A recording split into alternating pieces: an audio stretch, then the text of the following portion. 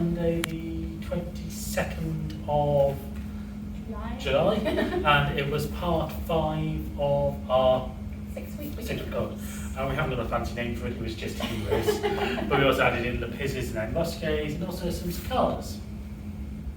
So, we started off with Legion Hero by taking a couple of steps down the route, taking a side step to the left, and then the leader rotating away from the follower, causing the space to open up, which means that she can step through and using her forward archering technique of arching the foot around, keeping her chest towards the leader. She'll then step onto it and pivot towards the leader.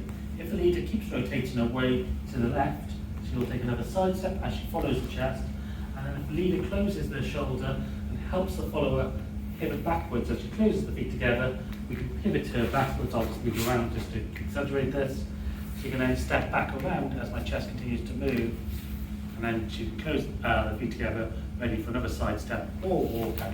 So this was our basic heroing technique. What we then did was look at what leaders can do from this position. So from the side step, we can do Lepizzes, where if I extend my left foot, sweep it around the back, bring it into a cross behind, I can then unfurl, and we've got the classic Lepizze and Ambusque combinations, which we actually start at different phases in the hero. So instead of starting with this side step and a forward step, if I started with a side step and a backward step, we end up with a slightly different effect, which still works. We should also point out that we did this on both sides or in both directions, so we can do this anti-clockwise and clockwise. For simplicity of this video, we'll do it all anti-clockwise.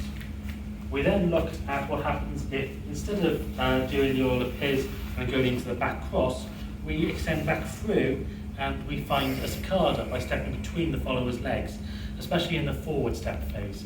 Because she's going to be moving around to my left and I want my chest to direct her to here, my chest is switched to the left, which means I've got torsion built up, which means when I step onto it, I will pivot myself. So now we're moving around a common pivoting centre, which is technically an axis.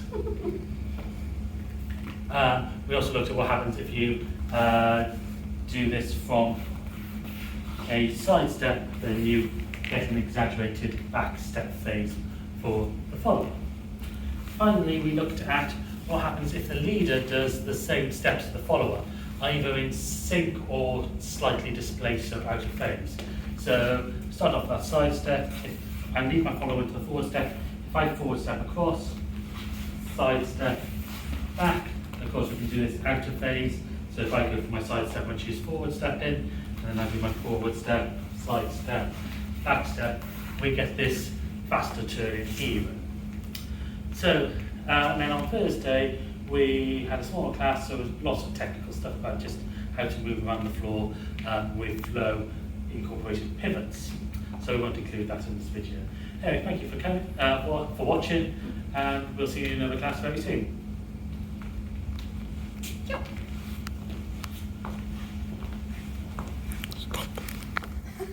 Thank you for watching this Urban Tango Nights recap. If you like these videos, please subscribe to our channel by clicking the logo. You can find more of our class summaries down here and other videos of us dancing tango over here. You can also follow us on Facebook, Instagram, Twitter and Meetup. Links are in the description below, and you can also subscribe to our newsletter using the link below.